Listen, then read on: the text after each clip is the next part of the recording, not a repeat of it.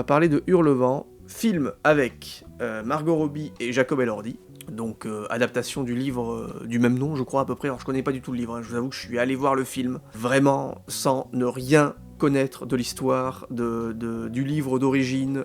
J'ai même pas vu les bandes annonces, donc pour vous dire que vraiment j'y suis allé les yeux fermés. Je sais pas si c'est la bonne expression, mais vous avez compris. Ah ouais, vraiment à l'aveugle. Mais je vais souvent, maintenant, je vais voir les films vraiment à l'aveugle. Là, on va parler de Hurlevent, tout à l'heure, on va parler de Marty Suprême. Pourtant, il y a eu de la com sur Marty Suprême. Bah pareil, j'y suis allé le voir vraiment sans rien avoir vu. J'ai vu un peu la com tourner, tout ça, les vestes, etc. Mais j'ai pas vu de bande-annonce, rien du tout. Et je regarde plus trop... Enfin, j'allais dire, je regarde plus trop les bandes-annonces, on vient d'en regarder une, donc c'est un peu con. Mais il y a des films où je regarde pas les bandes-annonces, où je me dis, tiens, vas-y... C'est comme ça que je me suis fait avoir avec Sinners, par exemple. Sinners, je savais pas du tout de quoi ça parlait quand je suis allé le voir. Donc je me suis vraiment fait avoir avec cette histoire de vampire, tout ça. C'était vraiment... J'ai tout découvert au cinéma, quoi. Donc bref, tout ça pour dire que je suis quand même parti dans les bonnes dispositions, parce que quand t'arrives que tu vas voir un film sans avoir d'attente, généralement, ben, c'est bien, hein, t'arrives un peu neutre. Bon, force est de constater que Hurlevent, c'est pas non plus extraordinaire. Je trouve pas que ce soit un mauvais film. Il y a des choses qui sont superbes dans le film, les décors, la photo, et ça c'est vraiment extraordinaire.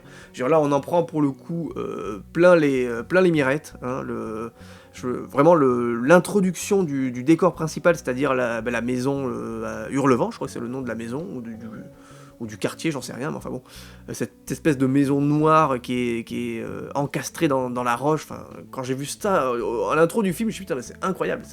Là pour le coup, il y a une vraie recherche en termes de décor. Et ce qui est intéressant, c'est que le film essaye pas de coller forcément à une époque, parce qu'il va aller lorgner vers peut-être pas le fantastique, mais on est quand même sur un côté très irréel, je trouve, dans les décors. Ça paraît fantastique sans l'être. Je veux dire, cette maison encastrée dans la roche, ou alors cette espèce de maison de poupée géante, à un moment donné dans le film, où il y a des pièces qui sont tout aussi décorées de manière chelou les unes que les autres, avec des murs rouges, des espèces de cheminées avec des mains, tout ça. Donc il y a un vrai travail, je trouve, sur les décors du film. Et c'est assez extraordinaire. La photo aussi est très belle, il y a de très beaux plans.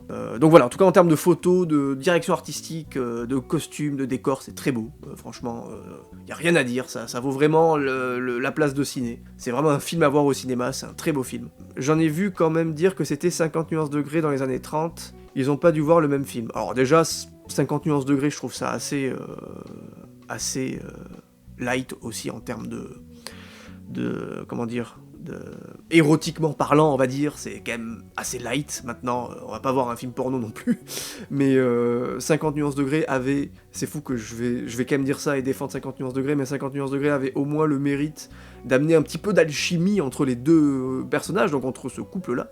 Alors que là, effectivement, comme le dit Robin, je trouve que le couple fonctionne pas très bien. J'aime beaucoup Margot Robbie, j'adore Jacob Elordi, j'adore la direction qu'est en train de prendre cet acteur et les choix de carrière qu'il fait, je le trouve vraiment, je trouve que c'est un super acteur. Dans Frankenstein, il est superbe, dans Euphoria, il est superbe, là aussi, franchement, c'est un futur très grand, ça c'est sûr, il va enchaîner les bons films. Mais je sais pas, entre les deux, ça fonctionne pas. Il y a une première partie où ils sont enfants, où là, ça fonctionne très bien, je trouve. Et c'est très bien d'avoir mis en place cette première partie, puisque du coup, on va vraiment essayer de, justement, mettre en place et comprendre l'affection qu'ont les deux personnages. On va essayer en tout cas de mettre en place cette alchimie entre les deux personnages.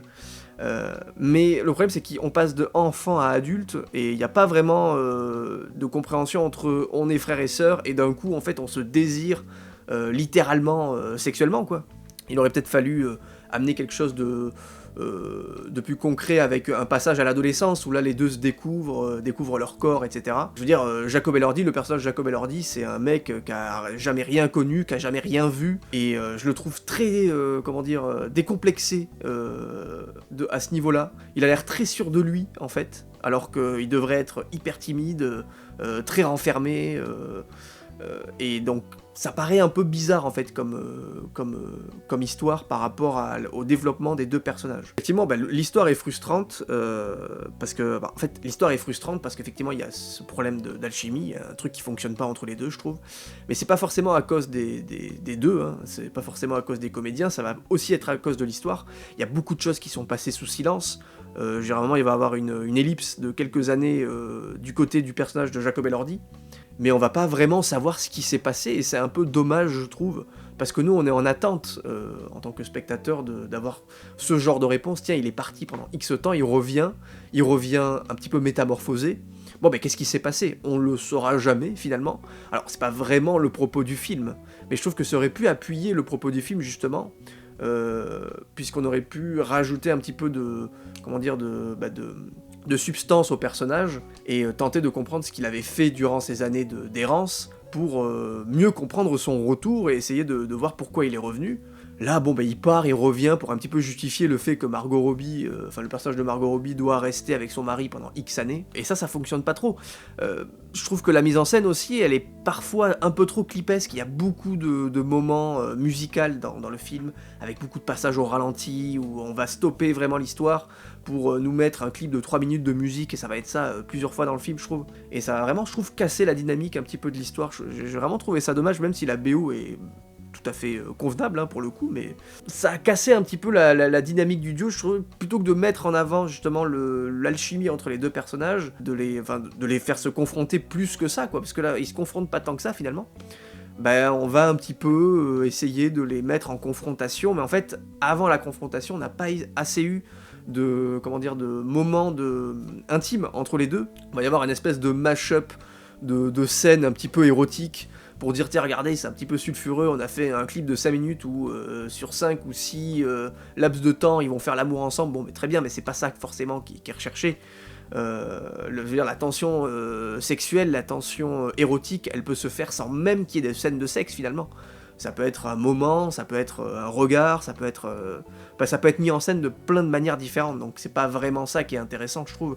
Et c'est dommage de s'être un petit peu reposé sur ce truc-là pour aller sur le côté sulfureux, et évidemment vendre le film comme le 50 nuances degrés des années 30 ou je ne sais quoi.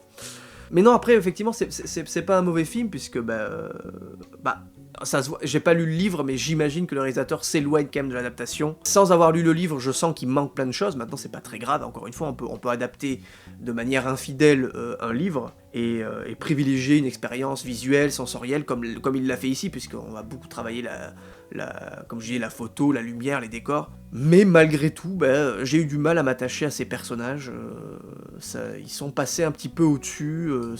J'ai été assez subjugué par la beauté visuelle du film, par la beauté visuelle aussi de Margot Robbie et Jacob Elordi, qui sont tous les deux absolument ravissants. Enfin, c'est deux merveilles de la nature, ces deux-là, c'est assez incroyable pour le coup. Donc c'est très beau à voir, voilà. Mais en termes de récit, ça m'a moins marqué. Maintenant, je trouve pas que ce soit un mauvais film. C'est quand même un film sympa, je suis pas non plus sorti déçu, parce que j'attendais rien forcément, mais j'ai pas non plus été ultra conquis, quoi, voilà. Jacob Elordi, j'arrive pas à le voir hors de son rôle dans Euphoria. Il faut que tu vois Frankenstein, pour le coup, parce que dans Frankenstein, donc il joue le monstre de Frankenstein, et il est assez envoûtant, justement, dans ce côté très doux. Paradoxalement, vu que c'est le monstre de Frankenstein, pourtant il fait preuve d'une douceur assez incroyable, d'une empathie assez dingue, et je trouve que ça vient casser, ce rôle-là vient casser justement ce rôle de Euphoria, même si là effectivement il va reprendre un peu le rôle qu'il a dans Euphoria, c'est-à-dire le connard, quoi, en gros, voilà, c'est pas... Elle a dit que c'est plutôt une réinterprétation plutôt qu'une adaptation. Oui, je me doute, mais ça, à la limite, pourquoi pas, ça c'est à chacun de prendre un récit existant et d'en faire ce qu'il veut, tant que les choses sont respectées, mais enfin bon, en tout cas, assez dommage, je trouve, parce qu'il y avait un beau casting, il y avait une belle direction artistique, mais l'histoire, je trouve, aurait mérité... Et pourtant c'est long, hein, ça dure un peu plus de 2 heures, mais ça aurait mérité d'être tourné différemment, en tout cas. Mais bon, voilà. En tout cas, Hurlevent... allez-y malgré tout, en tout cas je vous dirai jamais de pas aller au cinéma, hein, ça faut vous faire votre propre avis encore une fois, mais je trouve que visuellement ça vaut quand même la salle de cinéma pour le coup. Après, pour le reste, vous passerez pas forcément un mauvais moment, mais il y a certaines choses qui vont vous faire tiquer, en tout cas moi c'est ce qui m'est arrivé. Donc voilà pour Hurlevent.